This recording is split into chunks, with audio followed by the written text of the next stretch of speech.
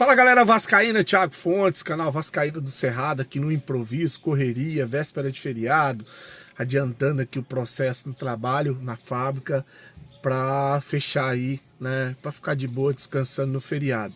Bom, vamos falar um pouco de Vasco aqui, trocar uma ideia, né? No improviso, só esse bate-papo aqui, jogo rápido. Antes eu pedir para você deixar o joinha, deixa o like, se inscreve no canal, que é importante para ele ser indicado no YouTube. Dá essa moral, dá essa força aí, beleza?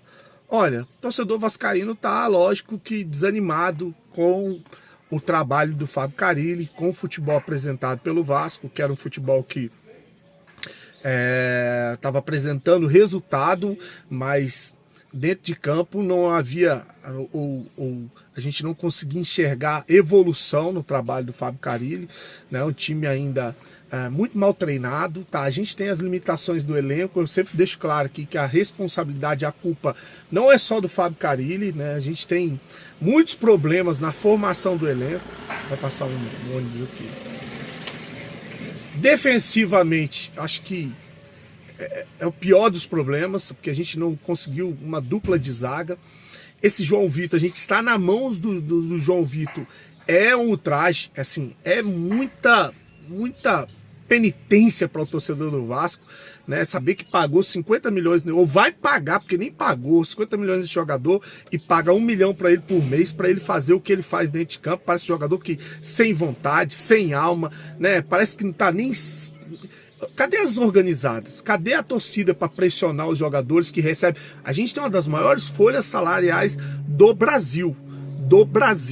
O Flamengo, o Fluminense, o Botafogo, quando ficam em 2 jogos sem vencer, 3, o pau canta, filho. Cobrança mesmo, porque a gente tem jogadores que recebem uma fortuna, que até o próprio Pedrinho, que é o presidente do Vasco, falou que foram superfaturadas, né? Jogadores que vieram com salários fora da realidade. Agora, uma cobrança ela tem que existir no mínimo com relação ao elenco, tá? Comprometimento, compromisso. O próprio Fábio Carille falou isso na entrevista passada, né? Que chateou demais ele a postura do Vasco dentro de campo contra o Ceará. Ele sabe que a cabeça dele tá a prêmio. Qual que é a criptonita do Vasco? A criptonita do Vasco é jogar fora de São Januário. O Vasco ainda consegue resultados, como eu falei, em 2 anos praticamente. O ano passado e esse ano foram só 2 derrotas. Uma para o Internacional de 1-0 e outra para o Criciúma de 2-1, que rendeu a cabeça do Ramon Dias. 2 derrotas em 2 anos jogando em São Januário. Então, quando o Vasco sai para jogar fora, não vence. Muito difícil o Vasco conseguir uma vitória jogando fora de casa. É a criptonita do Vasco. E o Fábio Carille sabe disso. Tanto é que ele já mudou o discurso dele na coletiva, já jogando para cima dos jogadores. Porque olha a sequência do Vasco agora nos jogos fora de casa. 1, 2, 3, 4, 5, 6, 7, 8 jogos. Os próximos 8 jogos, o Vasco vai jogar 1 em São Januário. Joga contra o Flamengo no Maracanã no sábado, joga contra o Lanús em São Januário na terça, aí depois pega o Cruzeiro em Uberlândia, pega o Operário lá no Paraná, o Operário que vem de 2 derrotas seguidas, né? Perdeu para o Atlético Paranaense. Perdeu 2, eu sei que perdeu agora pro Avaí. Então pega o Operário lá, pega o Palmeiras aqui em Brasília, depois viaja para pegar o Porto Cabedelo, volta para ir para Salvador pegar o Vitória e pega o Lanús na Argentina. Só isso. É a criptonita do Vasco. E o Fábio Carille não é bobo. Ele sabe que o Vasco só faz resultado jogando em São Januário e que essa sequência vai derrubar ele do cargo. Tá? São vários treinadores. Depois dessa sequência, pega o Fortaleza em São Januário e o Operário à volta do jogo da Copa do Brasil. Então ele sabe que a cabeça dele tá a prêmio, ele sabe que ele não vai sobreviver a essa sequência. Provavelmente o Pedrinho ou a gestão, né, o Marcelo Santana, sei lá quem é, que o Felipe, já estão atrás de outros treinadores, porque o Fábio Carille não vai resistir a essa sequência, é dito e feito. Eu vi um jornalista comentando na televisão, agora eu não vou lembrar quem, que o Carille é um demitido no cargo ainda é um demitido no cargo. 3 técnicos já caíram, né? O do Mano Menezes Fluminense, o técnico do Santos, o Caixinha, e ontem caiu o técnico do Grêmio lá, o Gustavo Quinteiro. Outro técnico que está sofrendo uma pressão que vai ser demitido é o Ramon Dias, tá? Ontem perdeu. Você sabia que o Corinthians nos últimos 6 jogos venceu 1 jogo? E adivinha quem é o time que ele venceu? Então assim, O Depay ontem saiu na entrevista criticando o trabalho da técnico, criticando, falando que o Corinthians não tem, é um time espaçado, que ele teve que jogar de lateral, de ponta, enfim, a mídia tá caindo, matando, botou o Ramon Dias numa churrasqueira. Só falta Vascaíno ir pra rede social pedir a volta do Ramon Dias depois da humilhação que ele fez com o Vasco, quando ele se apresentou no Corinthians, e de estar processando o Vasco na justiça. Né? Só falta isso. Né? E saiu do Vasco porque o trabalho dele era horroroso também e que a gente tomou de 4 do Criciúma. A única coisa que ele fez foi livrar o Vasco do rebaixamento. Mas o Ramon Dias está com a cabeça a prêmio. O técnico do São Paulo, que ontem bateu boca com o jornalista depois do empate contra o Botafogo, está com a cabeça a prêmio. O técnico Cuca está sendo questionado no Atlético Mineiro, também é outro que não consegue vencer, né? É o vice-lanterna do Campeonato Brasileiro. Tomou pau ontem do Santos, que vinha apanhando de todo mundo. Outro técnico que tá pressionado para cair é o Vojvoda. A torcida tá questionando demais agora o trabalho do Vojvoda no Fortaleza.